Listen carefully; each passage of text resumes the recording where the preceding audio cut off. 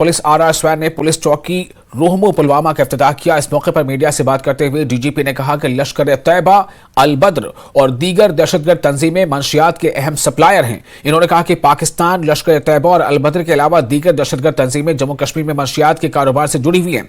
Police के तहकीकात से साफ जाहिर हुआ है कि मंशियात और दहशतगर्दी एक दूसरे से जुड़े हुए हैं। इन्होंने कहा कि दहशतगर्दी और मंशियात के खिलाफ जंग आम लोगों की मदद के बगैर नहीं जीती जा सकती है। ये साबित कर चुका है, कोर्ट में अभी चार्जशीट फाइल हो चुके हैं जिसमें ये बिल्कुल क्लियर उभर के आया है कि नारकोटिक्स और टेररिज्म दोनों जुड़े हुए हैं, दो तरीके से जुड़े हुए हैं।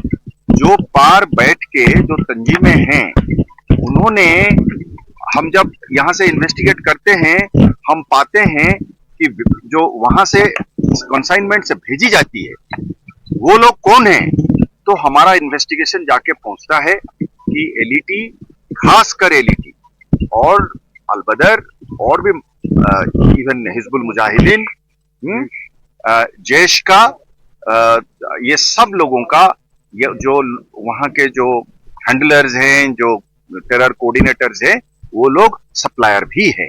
वो चेन बने वहां से शुरुआत होती है और इसमें कोई दो राय नहीं है कि ये आता है।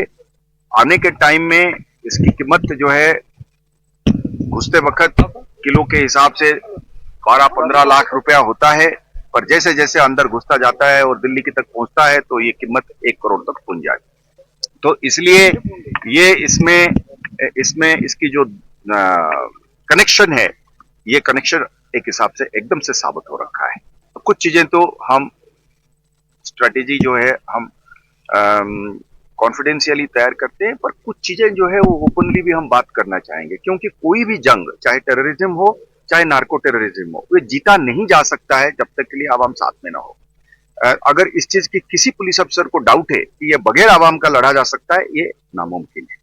हाँ, आवाम को चाहिए एक लॉ एनफोर्समेंट एजेंसी जो नेकनियत हो, दानातदार हो, काबिल हो और ईमानदार हो, तो वो तो है ही है, पर बगैर आवाम के साथ ये